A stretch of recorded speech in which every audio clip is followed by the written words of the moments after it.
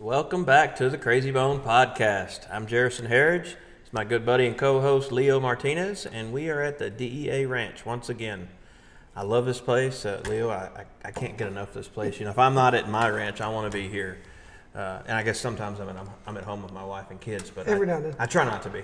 I'm kidding. I love my wife and my kids. No, they're good. They're good.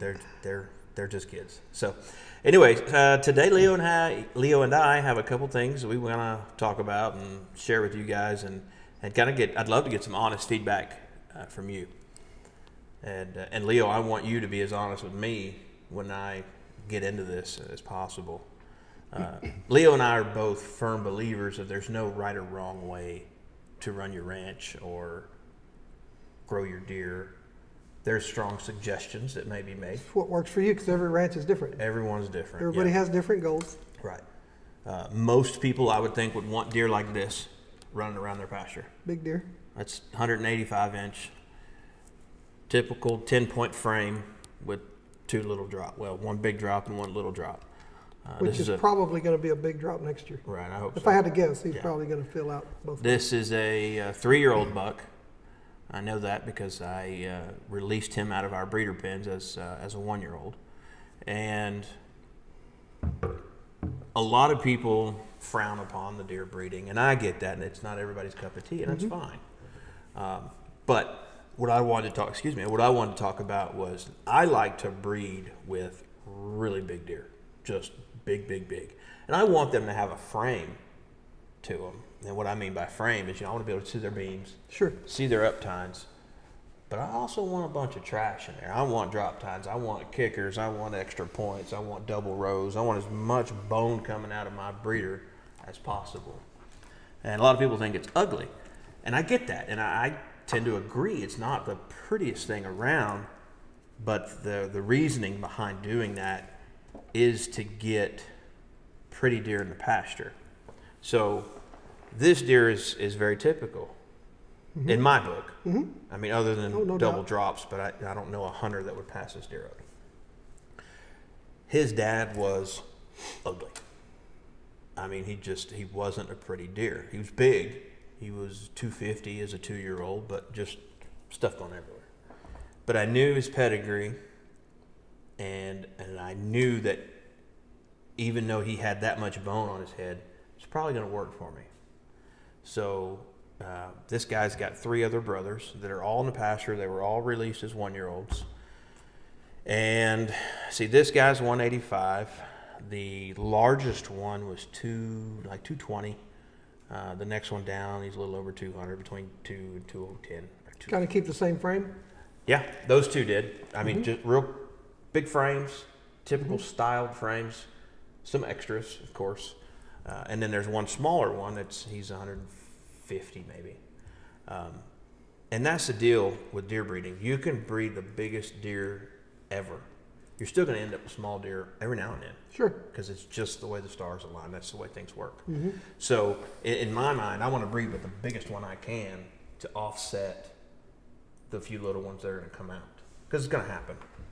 And my goal is, like I said, Leo and I are both deer breeders, and I have deer in pens, he has deer in pens. So when we turn those out, we're just simply improving our genetics in the pasture.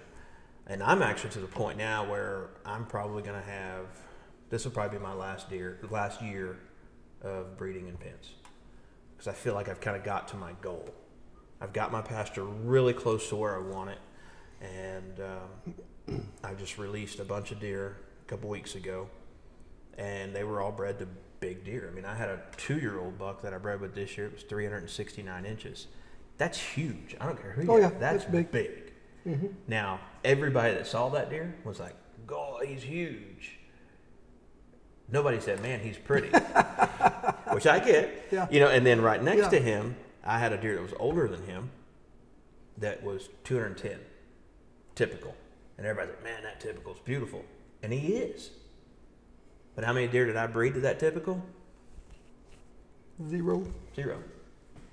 And my dad was like, man, you need to breed a bunch of does to that typical. I said, no, I'm not going to do it. Well, why?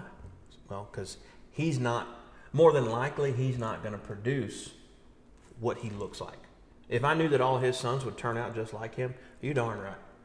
He would die of old age on the ranch, and he would breed just every year, all the time. But that's not how breeding works. So in my pasture, my does are still native does from when we fenced the ranch in. So those girls, they have good genetics. I mean, the base genetics there in Uvalde County are pretty decent. Right. Well, now I've just got to work with those does, and then these bucks have to be big to really bring that up. But you also released a few does. I did. Okay. And if the stars align and these big bucks meet up with those tag does that have those same genetics, then I may get a big knothead out of it. The reason I'm asking is because now in the pasture, this is your breeders. Yeah. These are your breeders. Right. You don't have the 300-inch 2-year-olds breeding your does. And these genetics are in your pasture now, which are great genetics, don't get me wrong. Right. But his sons probably might not, when they're not going to be that big. Right. Might not. Might, but might not. Might not. And I just got to hope that a buck like this or another one can meet up with one of those high-powered does that's in the pasture and produce something extra large for us and go from there. Sure. I mean, there's still going to be a lot of management involved. Well, and we talked about this yesterday or day before. We were just driving through the pasture, and we were talking deer like we always do. But, you mentioned, to me, you said, hey, do you think I should do some DMP pins? Yeah. Well, you're going to stop breeding in the pins because you've reached that point. But now you can still do a DMP, and that's a whole nother podcast. Yeah, we're not going to get into that, but the question is, well, do I do them? And we talked about that for a while. Well, you can take your does now in the pasture, put them in that DMP pen, take your buck, or take a buck out of your pen. Yeah, or go buy a buck, lease a buck. Sure, lease a buck, whatever you need to do, put them in there, and now you know what those pasture does are getting bred to. Right. And then you can turn them out. And you're doing that year after year, and you don't have the whole infrastructure of the pens. Right. But you're still breeding those does to that one buck. You at least have some control over these handful of does. That handful of 20 does that you can put in there. Right. And say, okay, well now we're going to go this route. And there's a lot of ranches that have never had breeding pens that use DMP pens very successfully. Very. Yeah. I mean, it works. Yeah. It works well because you're controlling. It's a controlled environment. You're controlling those does to that buck. And then you're doing it, over, and you can change that buck, right? Over and over and over, and that changes your genetics in the pasture if that's what you're after. But so that's a whole nother deal that we can, look at. And I still have this deer's dad is still in my pasture. We released him as a 3 or 4 year old, I think, and he's I don't know, he's 6 or 7 now, but. He's not a big deer. He was maybe 180 last year. He doesn't care for the pasture life. Right. He enjoyed the pen life, and he got big. But I still know his genetic potential. Sure. So I'm not in a hurry to kill him. Right. I want him to work for me, to breed. Earn his keep, I guess you'd say. Right. So he's going to breed out there, and then with these high-powered or bone pushing that he carries on my native does should result in some really pretty deer. And I know everybody wants big typicals. We hear it all day. But to grow big typicals, you've got to start bigger and shoot for here. In my book, that's the way I see it in my head, and that's the way I've noticed things working for me. I agree. I mean, I've used very, very large bucks in AI and then doing the artificial thing. And like 1 year I bred with a buck that was 684 inches. I mean, that's just absurd. It wasn't a pretty deer at all, but I knew that power was in there. Right. And I needed that power. Sure. Even though it's secondhand, I need some of that to get into my herd. Do I want 600-inch deer running around my pasture? No. No. I don't even want 300-inch deer in my pasture. I want deer, and I'll be honest as I can be, I want most of my bucks in my pasture to be 150 to 180, 190, maybe 200. Because that's what looks good, that's what sells good, and that's what the hunter wants. And at the end of the day, this is a business. Absolutely. It's a yeah. So we have to feed to those needs of the hunter. We hunt. But I don't think I can do that with just breeding with typicals. I can't, I've got a big typical buck. He's 210, beautiful. But he's not going to produce the big typicals. Well, and here's another thing to take into consideration. And I know I'm always the numbers. Yeah. How many, when you get in the pasture situation, how many of those deer that are breeding to these deer are going to look like this? 1, 2, maybe 5. Yeah. Certainly not 10. No. It's just not going to happen. So statistics, you want, like you said, the biggest deer you can grow. But you also want those numbers where you're going to have to be consistent to growing those deer. So there's just so much that goes into this, thought process as where we get to where we're going with it. I mean, it takes a lot to get a deer just to this. Yeah. Right here. And so my goal is the numbers. How many are we going to hunt? How many are we going to have? How many can we carry? How many can we keep on the ranch? Before it starts, when we got too many deer. And you can have too many deer. Oh, yeah. A lot of people don't think you can have too many deer, but you can real quick. Yeah. The minute you build a high fence, which, that's a whole nother podcast about the high fence, but, it's a tool to help manage our deer herd. Exactly. So it's a numbers game as to we try to get as many as we can that look like this, but at the same time, how many of these are going to be breeding those does, and are we, I don't want to say breeding down, but you kind of are. Yeah, I don't want to, I'm not trying to make anybody mad and go, really, I'm not breeding down my deer. Well, no, but, our nature is to shoot these deer. Absolutely. And that's what we're in the business for, is to shoot these big deer. And I gave they asked me to speak at a deal a few years ago at a, it was like a Bass Pro? Yeah, it was a Bass Pro shop, and they were doing seminars, and, and they called, and I was like, okay. And I said, man, I said, I'm not going to do notes in a PowerPoint and all of that. I said, I really like to talk. I said, so we're going to try to interact with the audience and, this and that. And that was my question, because I did get into this, exactly what we're talking about, enhancing your genetics out of the pens to improve your deer in the pasture. And I kind of got a mixed reaction at first. They just looked at me like, okay, here we go. And I was in an area that was not, I don't want to say breeder friendly. They just didn't know. And they were just like, this doesn't interest me. Yeah. That's more of what it was. This doesn't interest me.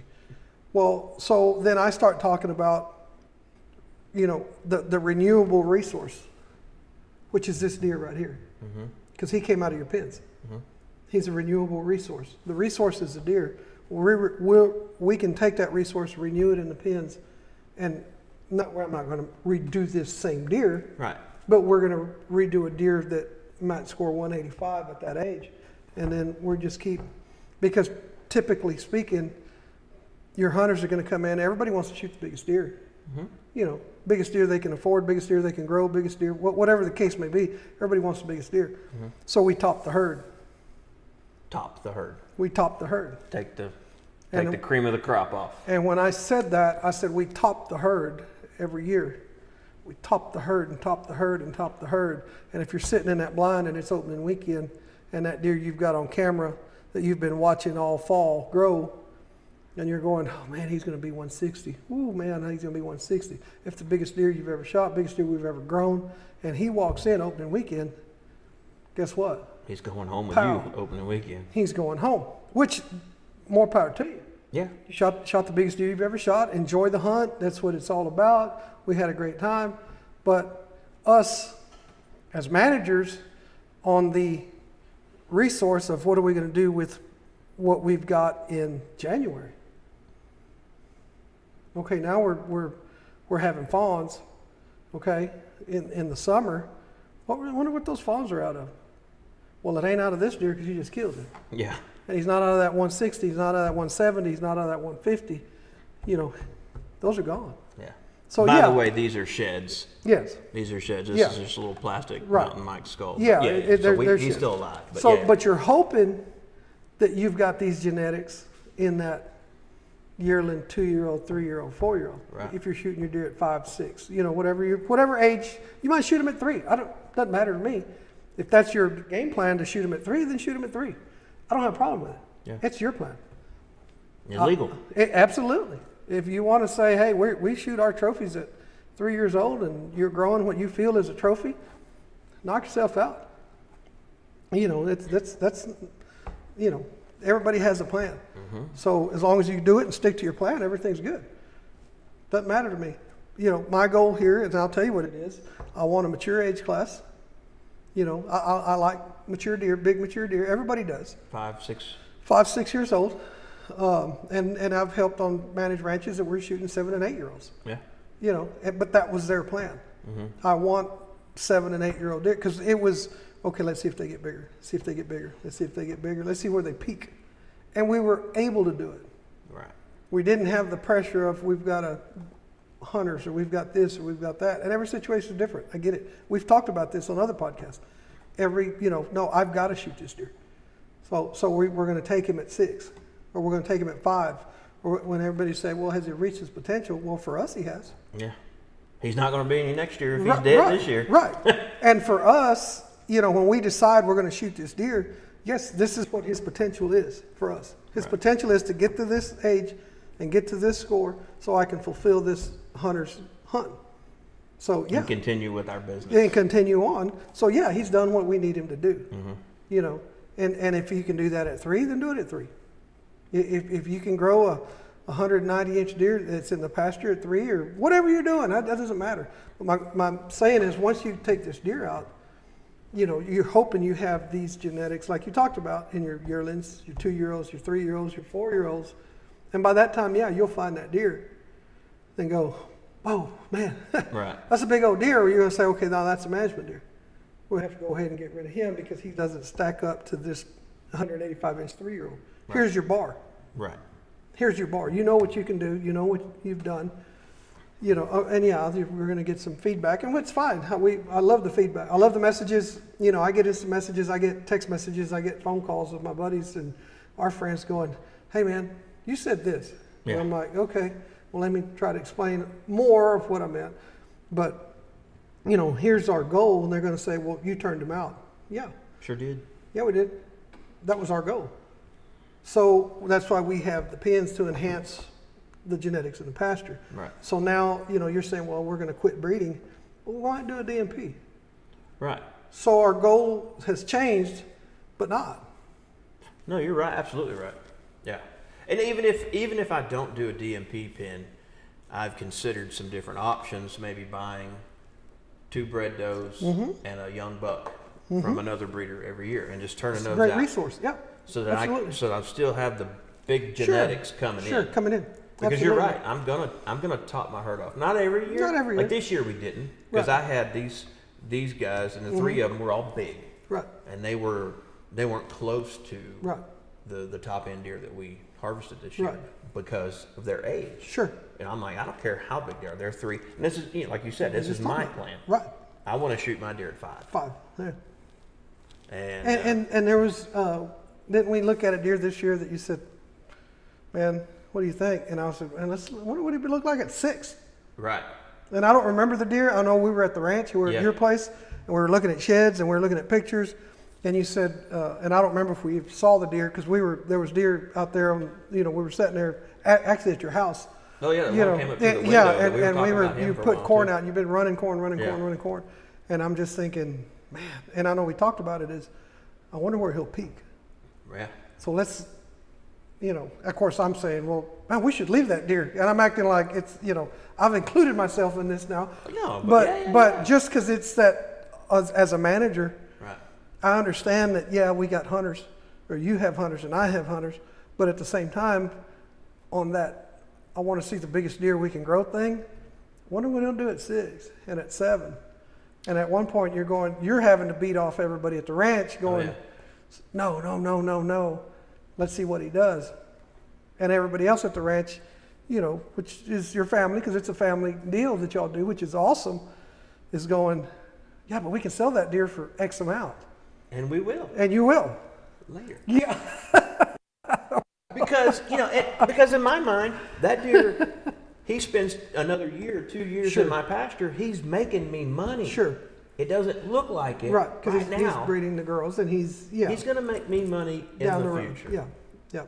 And that gets back to, again, having the right numbers, having the right feed, trying to keep them alive, you know, which is hard enough in itself. Whole other ball game. Rut and drought and snow, and I mean, this year's been, right now, okay, so we had the rut, came out of the rut, we had record snowfall, record freezing temperatures, and now it looks like we're rolling into a drought. We're in a drought.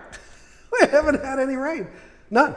Yeah, I mean, not here, and not at your place, and not here. No. So we're sitting here. I mean, you drove up yesterday. We're driving around, and you just went, "This is the driest I've ever seen this place." Yeah. I mean, it's pretty close to the coast. Yeah, and it is dry. Yeah. I mean, the trees are slow coming back. They're starting to come back, and the grass is starting to, you know, but it's because it's springtime. Mm-hmm. But normally this time of year, I mean, we're just like, okay. Knee-high grass. Yeah, everywhere. We're great. We're good. Yeah. And so we're a little behind on, and it worries me, because I mean, we feed and we keep feeding, but. And feed keeps going up. Well, yeah. I mean, we just had a big, sure. To me, it was a big increase sure, in price. It is. I mean, it's a big increase in price. We're seeing between $50 and $80 and more. And at a time where you're increasing your numbers and I'm increasing my numbers in the pasture, and we're just sitting here going, oh man, we got more feed. Yeah. You know, and everybody answers to somebody. You know, you get the phone calls going, hey, I got another feed bill in. What's going on? Yeah. Why'd we get another feed bill? Because we're trying to increase our numbers a little bit, and we're feeding more deer, and I'm the same way going, man, okay, this one's, you know, got another feed bill going to the office, you know, and they're looking at it like, what's he doing? Yeah. Well, hopefully they'll see the end goal in another year or two, and everything is like, okay, I get it. And that I have noticed that. So my dad, he used to complain about the feed bill a lot, and he still does. But I get it. I mean, that's money seemingly just going out the window. Sure. But it's funny because during deer season, he sees all the big deer now, and he's like, "Oh yeah, that's what's going on. That's what we're doing." Yeah, I get it now. From a person who didn't understand management. I mean, I understood it, but not. You know what I mean? Implement it and sure. go hard at it. Sure. When he's like, okay, I get it, and I understand. You know, I'm not saying he doesn't get it. But you had specific goals. Yes. And these are my goals, and this is what I want to do. And fortunate enough, where they said, okay, let's try it. And now, 4 years down the road, 3 years, 2 years, no, we're 6, 5. Yeah, 4 or 5. 4 or 5 years down the road, and you're seeing that, and it's not a quick process, even with releasing it, even with, because just because you release that deer, doesn't mean that everything is wonderful. We're gonna have giant deer now. Yeah. Yeah. Good luck. Yeah. Because now you got to wait for those deer to continue to grow and breed those does. And now that doe has got to have that fawn, and then you got to wait 2 years to see what that fawn does. And he's a yearling, so you're gonna be like, he's a yearling. Let's give him another year and see what he does. And he turns into a 2-year-old, and you're like, well, he's pretty nice. Let's see what he does at 3. And so now we're 5 years into it, 4 years into it. Right. Just to kind of breeding, get an idea, carrying the fawn, having the fawn, growing the first set, growing the second set. It's 4 years. Yep. And we're still not deciding what we're going to do with that deer. No, you're right. And, you know? We were talking about, letting deer go and how long do I let them go, how long do you and this ranch and yada, yada, yada. I've tried several times to let deer go to 8 years old. It's tough. Never killed an 8-year-old buck on the ranch. Killed some 8-year-old does. Yeah. But every time we get that one buck and we're like, man, we're going to give him one more year. Because we don't always shoot our trophies at 5. Sure.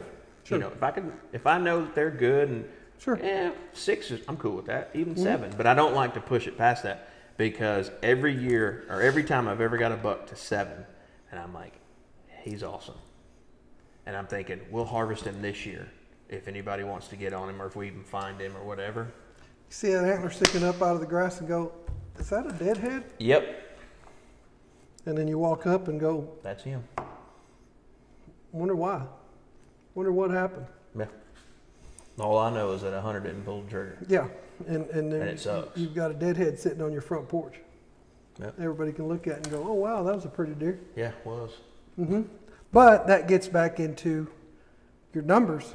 Right. You're growing your numbers to where you have more of those deer, to where now you have a little more selection of, okay, now we can let 2 or 3 go, 4 go, 5 go, 6 go. And that just keeps growing your mature age class. And I know you've heard me, how many times have we been riding around here where I'm just like, I need a mature age class. I want a mature age class. This is my goal. And we talked about, because you'll ask me, man, what are you doing? How what's going on? What are you doing on the ranch? And probably 4 out of 5 times that you asked me, I said, I'm working on my mature age class. Mm-hmm. Because I want to try to move those 4-year-olds into 5s and part of those 5s into 6s. Right. Not all of them, but and you part had of them. You had a handful of mature deer on the ranch that were beautiful, and people wanted to harvest. I know you're like, no, he's off limits. Sorry. They were right there on the edge, and I just felt like we found other deer, right? And some of these deer, because we saw them more, of course, it was like, hey, I like that deer, and I'm like, yeah, he's beautiful, and not trying to sound like, oh, well, he's not trying to sell deer. No, my job is to make money for this place. And when we shoot deer, we make money. Mm-hmm. It's just the bottom line. So what that forced us to do, and I would tell the guides, I would tell everybody here, and Madison, I'd tell Madison all the time, we need to hunt a little harder. And, it's like, great. More time in the blinds, more times with the camera, more time sitting around, checking cameras, running our cameras, sitting in blinds, videotaping, and that puts pressure on us. And the only reason it does that is because I've got that deer that I want to let go to the next year. Mm-hmm. So I've got to find that hunter a deer that's in the mature age class, which is harder to hunt. Oh, yeah. That's a whole different animal. When they go from 4 to 5 and 5 to 6, I mean, it's a whole different ballgame. You better be on your game. And I don't care what anybody says. I had a guy here, I don't know, it was probably February, I guess. He was from Florida, never hunted behind the fence. And when he left, and we were hunting specific deer. It was late in the season. We were hunting specific deer. He had a deer that he want, a score. I need a 150 class or a 160 class deer. And it's late in the season. We're on MLDs, so we can hunt to the end of February. So we're in the middle of February. Okay, we've gone through hunting season, and we're looking for a 150 or 160 mature deer, and we have shot some, and all of a sudden, we're hunting. We're not just going, oh, well, that deer hangs out over here. Well, he was with a rut, and then, well, this is going on, and so we're hunting. Yeah. And we're hunting like animals. I mean, we're hunting hard. Yeah. Excuse me, this guy, it was the last day of the hunt, and we're sitting right over here on this pipeline looking at a deer standing in the brush, and all we could see was his chest sticking up. And we're sitting there, and we were parked in the truck. Madison was with us. She's in the back seat. And I didn't, and I don't know, I might have been cross-eyed. I might have just been, tired, which I was, but I didn't recognize the deer. And I try to know the deer. Yeah. Try real hard to know the deer. It's kind of your job. And I didn't recognize the deer. And I asked Madison, I said, who is that? And I couldn't see his body. I could see from here up. Right. Well, you've got a hunter. It's ready to pull the trigger. And he's going, is that a deer? Is that one? Is that one? Is that one? We're on the last day of the hunt. Okay? And I'm like, the first thought that comes into your mind is, I don't care, we won't kill him. Yeah. I'm calf rope. Yeah. Done. Throw the towel in. We're done. And we sat there and we looked at him. Madison recognized the deer. She goes, no, Dad, that's that 10. And I went, yeah, what's he doing here? And in my mind, you get used to seeing certain deer in certain parts of the ranch. Oh, yeah. This deer had moved. Moved on us. And I just didn't. I mean, I was just like, who is that guy? Who is that guy? and the way he was standing, and she just, boom, that's that 10 that was over there. And I was like, that's him. And I'm thinking, okay, well, he's a mature deer. And he was. And I said, that kind of falls into what you're looking for. And then when I said it, I was like, kinda. And then, you know, this is 100 miles an hour right here. Oh, yeah. And I'm going to, man, I just told him it's kinda. And it is kinda. But the deer he's either 4 or 5. Wasn't quite sure. You know, and even, you know, I see deer every day. Yeah. And I was like, well, I wasn't sure. You know, I saw him in the rut, and he was losing some weight. And, you know, he could be 5, but, man, he kind of looks like a 4-year-old right there. But he's a 4-year-old. But no, he lost weight. He's a 5. He's 5. We can take him. You know, and this is exactly that argument in your head with yourself. Yeah, this is you know, and at the end of the day, it's like most people would go, really? Does it make that big a difference? Well, no. And especially at the end of the road. No, it's not it's not that big a deal. It's really not. But I want my client to be satisfied. Absolutely. And believe it or not, and this is a whole long story to get into what he said about the hunting behind fence. You know, he looked at him and he went, man, that's a pretty deer. Never got excited, never reached for the gun, never said, hey. And I said, and this is exactly what I said. And I'm not trying to, because we ended up taking something else. I put my binoculars down and I said, if you're not going to be excited when you walk up on him, please don't shoot that deer. And he looked at me and he said, what? And I said, if you're looking at him and you think, I said, if there's that much doubt in your mind, and we're sitting in this conversation and that deer thinks we can't see him because all we can see is his head, you know, and he's like frozen. He's a statue, you know, just standing there because he stepped out into the low brush, was fixing to cross the sendero, but he stopped and turned and saw us and he just, and he's like, they're not moving, I'm not moving, you know, because we're looking through the glass with, you know, right. And I said, if you're not going to walk up and go, awesome, this is it, man, this is great. And he had never killed a deer this big. I said, but there was something about that deer that he just didn't click. And I said, if this deer isn't going to just do it for you, I said, please don't shoot him. No. I said, let's go hunt. I said, we're hunting, let's keep hunting. I said, I'll do everything I can to put you on an animal. And he's like, I think I'd like to wait. And I said, great. Put the glasses down, the deer walked out, we watched him on. He kept saying, man, that's a real pretty deer. And I could tell. He was a pretty deer. He was a pretty deer. But it wasn't his deer. It wasn't his deer. It wasn't the deer we were looking for. Yeah. He was looking for. And so we passed on him. Later on, we got him on what he needed to do. And it's funny because he'd never hunted behind a fence. He was from Florida. And came in, he'd hunted Texas before. Yeah. And different ranches in Texas, 2 or 3 other ranches in Texas, but he'd never been hunted behind a fence. And he said, let me tell you something. He said, if anybody ever walks up to me or you and I'm standing around you, he said, because I feel like we're really close friends now because we spent so much time together. He said in the last 3 days, he said, if anybody walks up and says, you know, hunting behind a high fence is easy. He said, don't worry. He said, I'll punch him for you. He said, this was tough. He said, I'm tired. My eyes hurt. You know, he said, just looking. And he said, and you look and I look. You know, he said, we're trying to look at deer. And he said, this is tough. He said, man, we've been hunting. And he loved it because we hunted. He felt like we hunted and we hunted hard. And it was a great hunt. But all that being said is that takes us back to, you know, these deer. Back to the very beginning of what you said, this is what I like. Mm-hmm. The greatest thing about doing this is, and I've told you this before, we've talked about it before, every deer is different. Every one of them. Greatest thing about growing these animals, everyone is different. I think that's why so many people are shed collectors. Absolutely. And shed, you and I, we're shed whores. Oh, absolutely. I mean, absolutely. if we find a shed on the ranch, you're like, you ain't taking that. I'm like, bullshit, I'm taking it. Yeah. You know, a little while ago, down, drag you know, when you got out and said, who's that? And I was like, no, let's go. We got to go. Yeah. You know, get a truck. You know, don't look at that shit. Don't look at that shit. You know. Yeah. So that's the great thing about these animals. Everyone is different. Mm-hmm. Everybody has their own flavor. And you know, I've told you, I've hunted mule deer in New Mexico. And my thought was, I want a mule deer with deep forks. I want him to look like a classic mule deer. They can go kill a mule deer with no forks, you know, and he looks big whitetail, you know, but that's not what I wanted.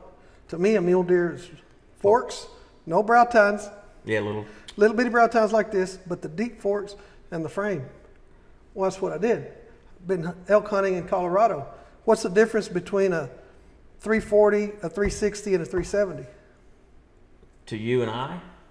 Not much. Little mass, a little length. Maybe. That's going to be your classic elk. Right.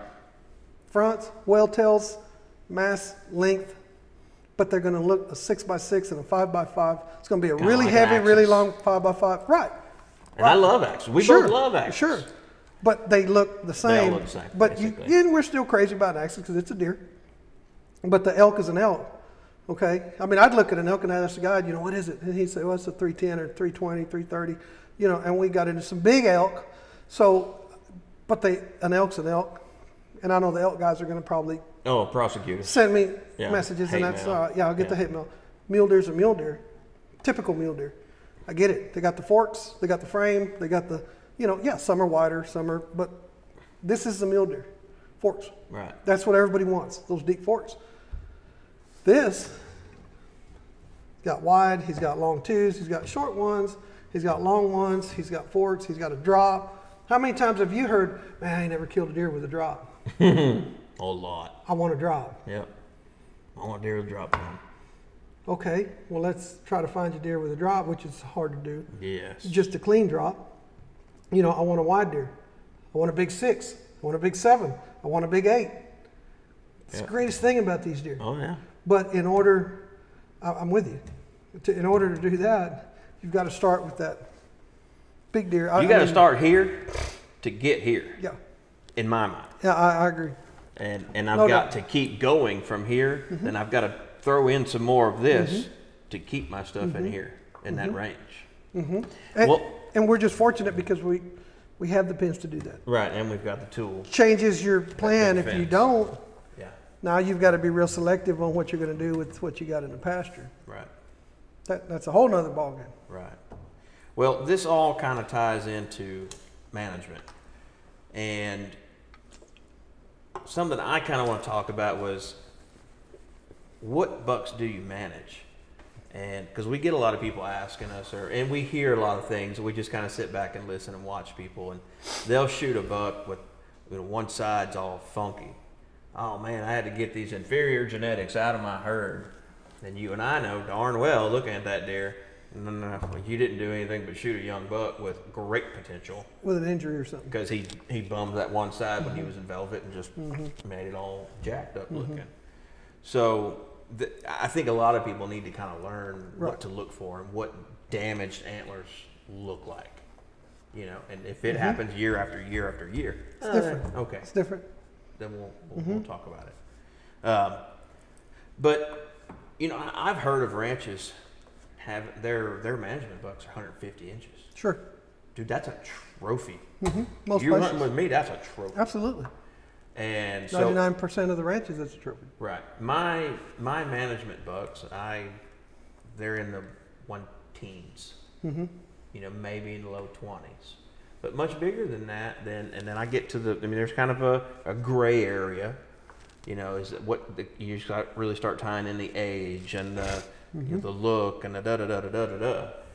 But not everybody is eye to eye on management deer. And again, is there a right? Is there a wrong? I don't know. If it works for you, it's right. If it's working for you, yeah. It's right. If it ain't broke, don't fix it. Don't fix it, yeah. But if you think it's broke, then... And you want to start an argument amongst anyone? Well, not just the spikes. You're right. Not just the spikes, but say, oh, that's a cull or that's a management. No, this is what a cull is or this is what a management. And you're going to get somebody to go, no, it's not. Yeah. Well, where? This place or this place or this place or... Right, because if you showed me a nice 10-point that was 130 inches, or let's just say an 8-point, that's 130 inches. That's a big 8. And how old is it? Don't know. That's you're pushing, looking at it. But that's pushing trophy size. But is he a trophy deer here? Probably not. Is he a trophy deer in East Texas where they're hunting in sure paper mill land? That's a friggin' monster. Yeah, they're gonna. Yeah. So that's a, totally. You can't say, "Oh, I had a little 130-inch 8-point come in. I shot him. He's a management buck." We had a deer. And this was a biologist friend of mine and I talk about him a lot on these podcasts because I think he's just great. His outlook on deer was just magnificent. And he'd get so tired of me, I'm sure. And he still calls me, even though I bothered him so much. He still calls me and talks to me, for some strange reason. But and I still send him pictures. Hey, what do you think of this? What do you think of this? And I'm not saying, because I'm nobody's perfect.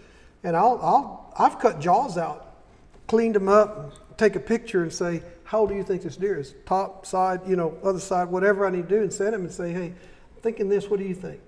And he'll say, yeah, I think it's this. Okay, just want to double check myself. And he's like, why are you second guessing yourself? I said, because I do. It's human nature. Yeah, it's just human nature to second guess yourself. And so I send him pictures sometimes, and I'll say, what do you think, or a deer. But we were riding around one day on a ranch, a very large ranch. And I was a manager on, and I had a deer that I had found, and he was a big 8. And by big 8, I mean this was probably 20 years ago, okay? Before big deer were big deer. Yeah. And I had him in the mid-50s. Clean 8. No kickers, no drops, no nothing. 4x4, brow tines, and 3, Dang. Yeah, I had him in the mid-50s. And I was so proud of this dadgum deer, and I'm like, man, I got a big 8. Well, I ended up with a hunter on him and on a trophy hunt, and the guy's like, yeah, this is it. This is my deer. And so anyway, but I'm with him one day, and I said, hey, man, I wanted to show you a deer. And yeah, we had trail cams, back then, and I didn't have a camera, We had video cameras, but I had seen a deer, and I didn't have him at a feeder. I had him on a corn line. Big ranch. We didn't, we had feeders, but I'd run corn lines in spots. Then we'd come back and get way back with spotting scopes and see what was coming in. And if there was something we thought we wanted to see, we'd try to get up on them. And anyway, so I'd found this 8, and I had him with me, and I said, I want to show you this deer. He's like, all right. And I said, let's see if he'll come out, this evening. He's like, okay. So we go, I put some corn out, we back off, we get, our spotting scopes, and we're sitting there. Well, boom, he walks in. And I'm looking at him, I said, man, what do you think? I hadn't told him what it was. I said, man, that's him. We're looking through a spot scope. I said, that's him. And he's looking through his, binos or whatever. And I said, what do you think? And this is no joke. He looks, and he puts his binoculars down, and he said, do you want to grow big 8s? And I said, excuse me? And he said, is that what you want to grow? And I said, well, I'd like big 10s and 12s. And he said, then why is he walking? Just like that. Wow. He's still breathing. And I said, well, I've got a guy coming, and I'm hoping to put him on it. And he goes, hope you can. Dang. Yeah, oh yeah, no, this guy's serious. I mean, you want to grow big deer. Do you want big deer? Well, but in my mind, if you ask me, do you want to grow big 8s? I'd be like, hell yeah. I want some big 8s. But you realize what you just said. Oh, well, I know that. That 8 just is going to throw because I say something doesn't mean that I'm not thinking something else. So that 8 is going to throw you some 8s. Right. And probably smaller ones Smaller ones than him. Oh, yeah. He's a freak of nature. Mm-hmm. And the rest of them are going to be 8s, like this. Mm-hmm. And so that was his point. Right. Is that what you want? Right. Do you want 8 points? And I said, well, no. And he says, okay, well, we've talked about culling managing 8s. And I said, yeah. Well, he's an 8. Yeah. And I said, well, he's a big 8. And he's like, okay, I see 8 points. Okay, I get it. So I put the hunter on him, and we shot him, and the deer was 154 and 6. Jeez. And we drug him all over South Texas. Darn. Right. We went to everywhere, with the big 8. Yeah. And he was happy, and we were happy, and everything worked out. But my point is, he was an 8. So, like you said, I mean, what's your cull? Right. What's your management? I mean, at your management, I hate using the word cull, but, right. Because they're management deer, okay, we need to shoot this deer to manage the ranch.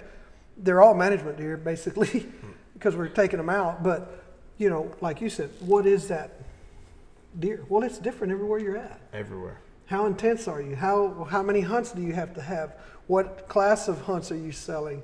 Are you selling 130 to 140 inch deer? You know, well, you need a bunch of 135 to 145s or whatever that number is.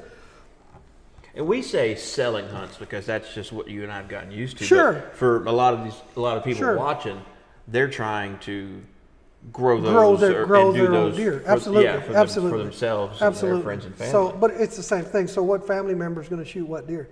Right. So you've got a family that owns a ranch or on a lease. Yeah. And you're saying, okay, well, we're trying to grow these deer on this lease, and we want to do the right thing, and we want to manage the ranch, or the landowner says you can do this, this, and this.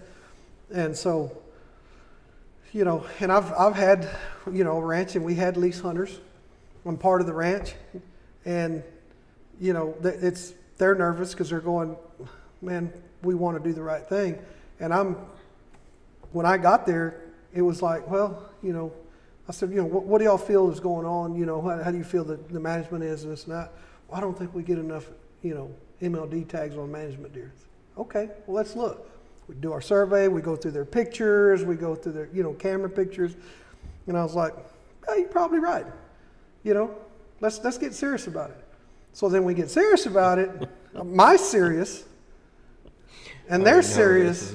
It's two different things. So when they say, hey, we want to grow these big, and we're, you know, the ranch had fantastic deer. Yeah. It really did. But you want to bump it to the next level? I said, man, let's go. Let's roll. So then it's like, let's get after it. Yeah. And then they're like, you really want us to shoot that deer? We're looking at pictures. I said, man, I'd take that one, and that one. They're like, really? And I'm like, yeah.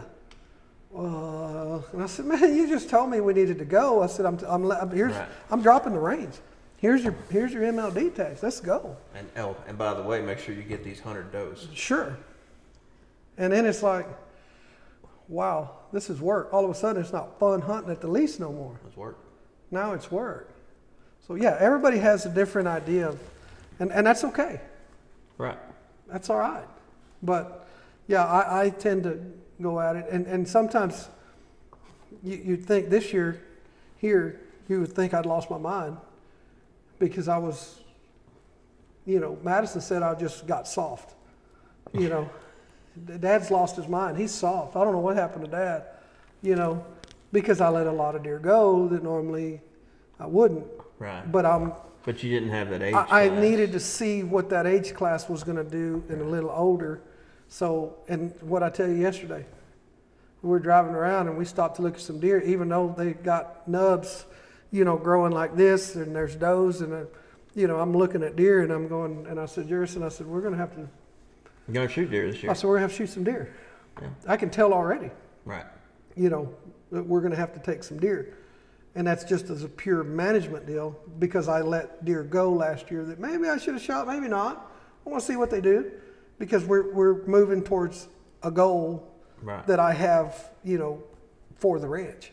So yeah, I was a little more forgiving this year, being my first full hunting season here managing, you know, and I say full through the summer, through everything. You know, I was here last hunting season, but I didn't feel like I had a handle on it because I got here and it was like, you know, go. You had a lot of other things to get in order. We had a lot of other things that we were trying to do and get right, you know, to get to that end goal. Yeah. And we never reached that end goal. Right. This bar keeps moving on us. Like I said, this bar keeps going up. It does. This more and more and more. But it has to. But you have to start somewhere to get to get to Z. Right. And so, yeah. Everybody has a different goal and everybody has different management plans, and I don't think anybody's wrong. But as far as these deer that you're saying, yeah, I like those big deer. I like those big breeder deer to get to these deer. Mm-hmm. I really believe you have to do that. Yep. And we obviously know hundreds of other deer breeders. Sure. And they are all going for the look. Sure. Which I understand. Yeah. And we know guys that grow absolutely beautiful deer. Yep. I mean, clean typicals that are just big. Giants. But I wouldn't breed with those deer. Yeah. Well, maybe with their pedigree, if I could look in their pedigree and I could pick them apart and say, okay, this deer actually has the potential to produce bigger than he is. And that's a whole different ball game because you and I study the genetics entirely too much. But overall, yeah, I want a big deer with a big frame and just and there's a bunch of bone. Again, there's things that I look at. I mean, I like obviously, and there's some deer that I've bred with that people go, oh, you know, what are you doing? But I see something in the pedigree that I like, that I've studied or researched and think, man, that works right there. I'd like to get that in this deer. And my goal is to get it in those girls so no matter what I breed to them, you know, I have this nucleus and I can go here, here, here, and here, and they're all going to throw me something that I really like. But there's just certain traits I look in deer. Right. I like the big deer, but I also like, I would say, semi-clean deer. I wouldn't say clean deer, but I do like some stuff up there that's really, you know, I'm not a 40-inch wide guy. Never have been. It's not real. It's not just not me. Just me. Everybody has a flavor. Yeah. That's not my flavor. I like frame. You know, if a deer's got frame to him and his beams shoot out there, I mean, I'm like, woo, there's my deer. Yeah. I like frame. I like long tines, super long tines. Yeah. And long beams. Long beams is hard to put on a deer. It's very hard. So I look for long beams on a deer, and a lot of times, you know, the width, if he's 40 inches wide, he's going to have, 38-inch beams. I get it. But I want tines like this. Right. Because you're not going to get both. Because you ends up with tines like this. 50%. Yeah. So I look for those deer that are super long beams. Yeah. And there's a couple of guys that, you know, obviously that, you know, what I breed. I mean, and I'll name them. I don't care. I like refuge stuff because they're framey. You know, a lot of their stuff is framey and long, and they've got some stuff going on up there on their breeders that I like. And Chris, you know, Chris McSpadden is another one that I just grill and sit there like this and, you know, listen to him talk about deer because I believe that Chris knows what he's doing. Oh, yeah. And I know what he's breeding. And he knows exactly what he's breeding, and he studies pedigrees, and I've learned a lot from Chris. Just listen to him talk and just close my mouth and listen to Chris, you know, because he knows what he's doing. And there's a lot of breeders that know what they're doing. You know, I like Chris's deer. And that's the great thing about breeding deer is you pick those genetics and you go, man, I like this. And there's other breeders that do, oh, I like this. So I'm going to kind of stick with this right here. I'm going to stick with this right here. And, you know, I like his genetics. If you look at, and I'm not trying to make any breeder mad because I know 100 breeders and I get along with, you know, try to get along with everybody. Right here, right down the road, Heath Yower. Have you seen Heath's deer? His frames, you know, they're just like huge. That I like. I like those genetics that he has because he throws those big frames. Yeah. Big framey deer with long tines. I love it. Wow. That's just my flavor. Right. So I've tried to incorporate some of those genetics into what I do. For the people watching or listening or both, what would you say is the fastest way to get from A to B as far as deer and in a pasture and in a pen? Now, to me, the fastest way is obviously with a high fence, kill off everything in there, and then bring in bucks and does and start turning them loose. That's pretty unrealistic for 99% of the population. I'm a firm believer in turning bred does out and then a couple of young bucks. I like releasing bucks young. I feel like the younger, the better. I've noticed they seem to just be healthier, thrive better. They learn to be a wild deer super fast. Like this buck, he was pretty calm in the pens as a 1-year-old. I turned him out in the pasture, and that next year, if he saw a car coming by, or if we're driving by in a buggy, he was gone. So I'm like, oh, it's awesome. Now he's a wild deer now. So a lot of people want to know the secret to big deer, and the secret is there's no secret. There is no secret. That's the secret. There's no magic bean. There's no magic feed. There's no magic dust. There's time, and time. Blood, sweat, and tears. and money. You gotta have time. Now, yeah, you can take, because we've been kind of on the breeding more than what we normally are. But yeah, you can take, 20 of these, 220-inch deer and turn them out, and all of a sudden you've got 220-inch deer on your ranch. Yeah. Doesn't mean you're going to have 220-inch deer later on. No. In 5 years, you probably won't. No. But they're going to average out and increase your overall pasture average. Sure. And again, of course, it's the economics of that is It'll be a tough one to bite it. Sure. I mean, it's a lot of money. Right. And if you want to jump from A to Z, okay, we can do that. But if you want to go from A to B and then B to C and C to D, it's a slower process. It's slower. But it works. It does. And that's how we started. We went from A to B to C. Now we're kind of working on D and E. Yeah. What I did here, first thing we did was go through our does and figure out what we had and what was where. And the first thing that came out of these pens was bred does. I released bred does. And that's the most bang for your buck. Absolutely. And I saw what they were bred to, and I thought, okay, do we want this in the pasture? Well, yeah, I'd love to have that. Bigger. Okay, bigger. So these does are half of these or part of these or part of this and part of this, kind of mix it up a little bit. They went outside. Yeah. And then, we had fawns, and then all of a sudden our numbers are right back. For some strange reason, it looks like we didn't, because we had fawns. So our numbers are okay in the pens, but I needed to increase numbers here, and that took care of that age class for now. And then, yes, I released some bucks, and I released some 2-year-olds, or yearlings and twos, is what I did, and so I'm thinking, okay, so now we have this. And now the next release is probably going to be some does the next time that, they go out. And so I'm going to keep, but if it was somebody that said, hey, how do I get from here to here? And like I said, there's several different avenues. My advice normally 99.9% of the time is, let's start with the girls. Oh, yeah. Let's get you some girls that are bred. We know what they're from. We know what their genetics are. We know they do well. Look at their pasture. Look what they're doing if they're hunting. So we take those girls and turn them out. Right. And I had a guy tell me one day, a couple of years ago, 2 or 3 years ago, I don't remember when it was. He came to me and he said the same thing. I want big deer on my ranch. What do you suggest? And I said, well, let's start with, let's work on what's there, because hunting season was coming up. I said, let's work on getting out what, is there.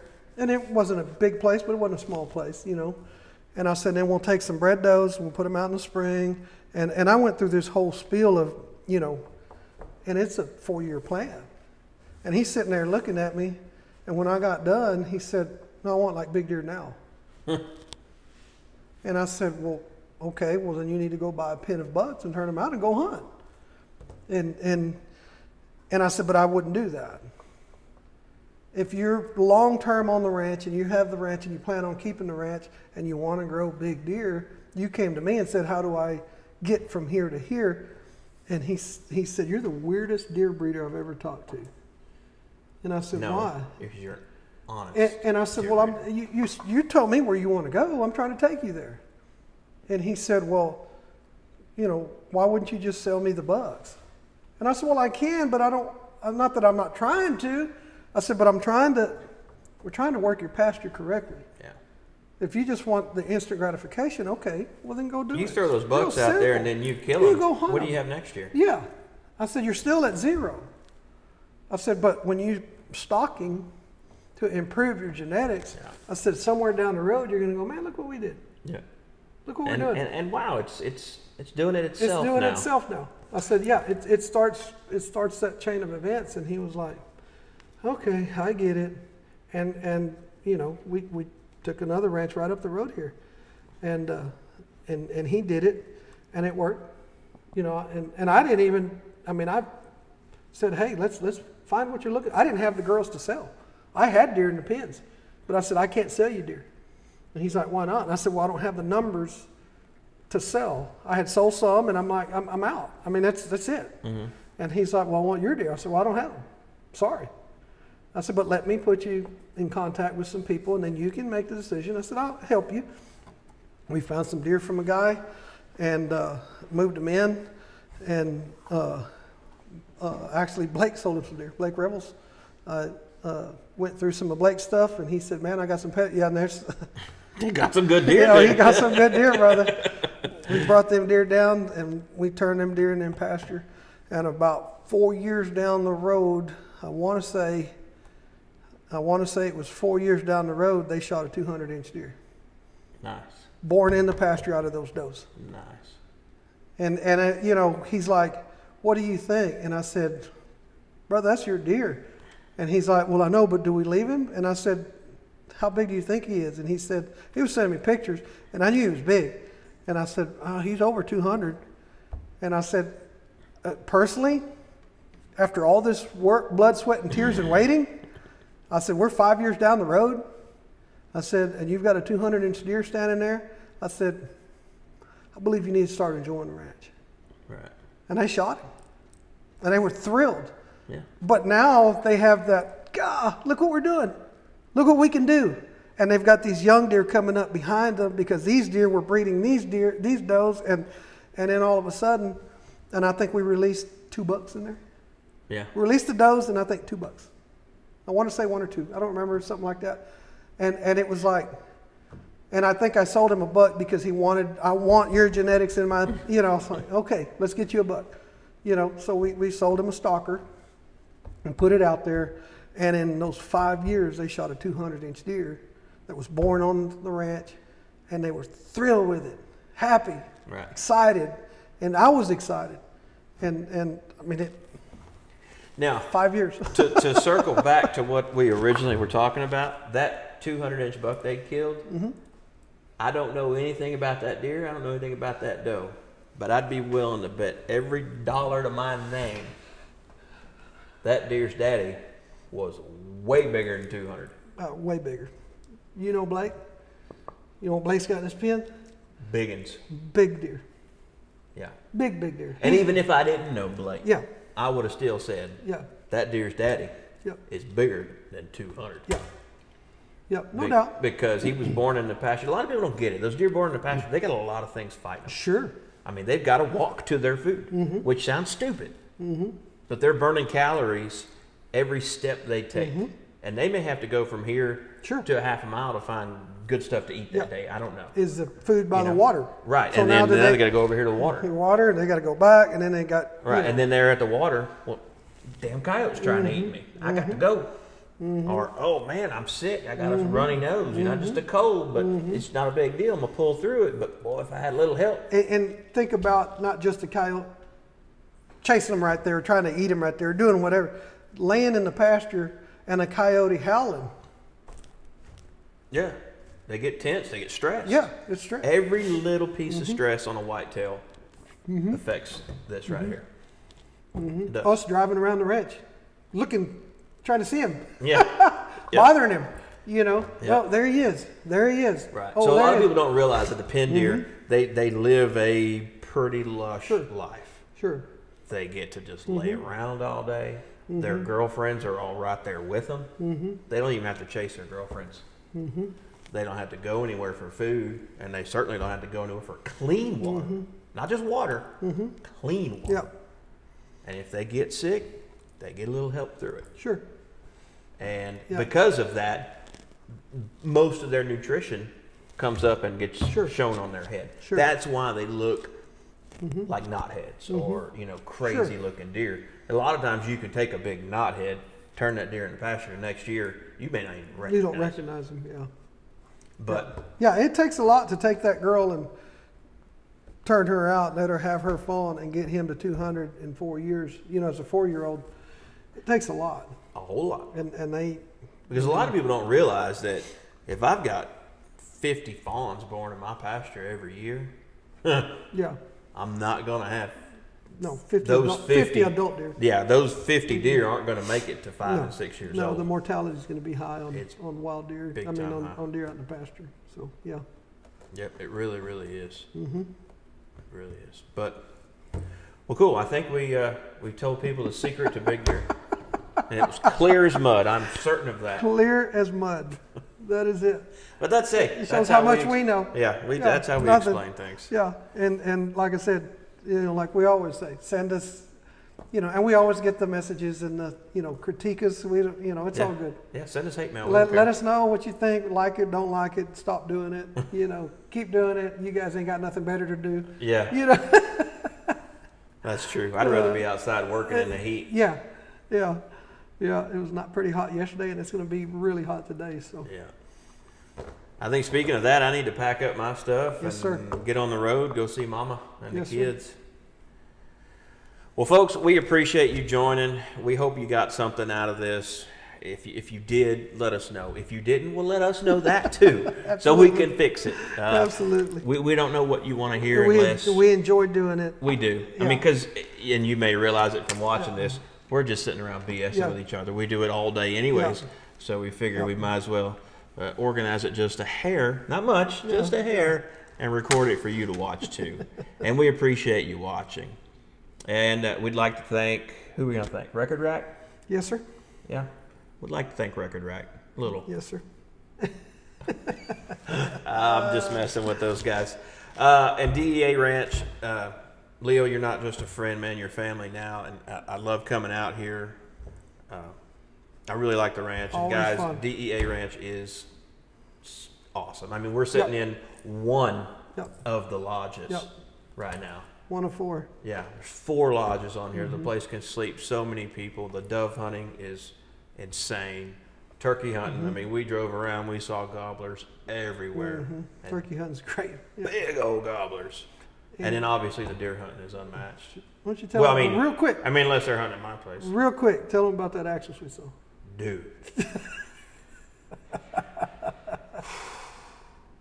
There's some monster axis on this place. It takes a little bit to get you excited. It does. That one got you excited. That deer got me worked up. I ain't kidding. This axis was absolutely stinking beautiful. Oh, yeah. He was beautiful. I mean, he had the look. He just kind of came out, flared out a little bit, rolled up. Went up forever. Big old fronts, nice caudals, wide, long. Yeah. He was every bit of 36 inches long as beams. I think so. Still in velvet. Yeah, he's still in velvet. So he might even grow a little bit more. Yeah. But we saw several others that were just not far off from him. Just great. Yeah, great. I mean, all those other ones we saw, I'd swear were 34 all day long. Yeah, till we saw him. And then when I saw him, I'm like, hey, he's 56. He's just huge. That's a 6-footer. Yeah, that deer was insane. No pressure to go find him if I get 100. No pressure. No, you'd never find that. Yeah, because I don't know when I'd seen him. I just went, I did the same thing. I was like, am I seeing him? And I backed up and I said, Jerison, grab the binos. And you just went, oh! Yeah, I didn't even have the binos up yet. I'm like, go! He's on your side. How big is he? And then I went, oh my gosh, when he turned his head. Yeah. Big, yeah. Yeah. And I think the axis thing is really kicking off in the whole deer community. I have axis deer in pens. You're trying to work on getting some. Work on getting some. Yep. I mean, even if you can catch that buck out of the pasture and a couple of girls, that'd be a phenomenal start. Yep. But I think you watch and mark my word, axis deer is the next big thing as far as breeding and coming up with pedigrees and following. People are fascinated with them. They really are. They really are. But anyways, we'll save that and we'll come back and we'll talk axis next time.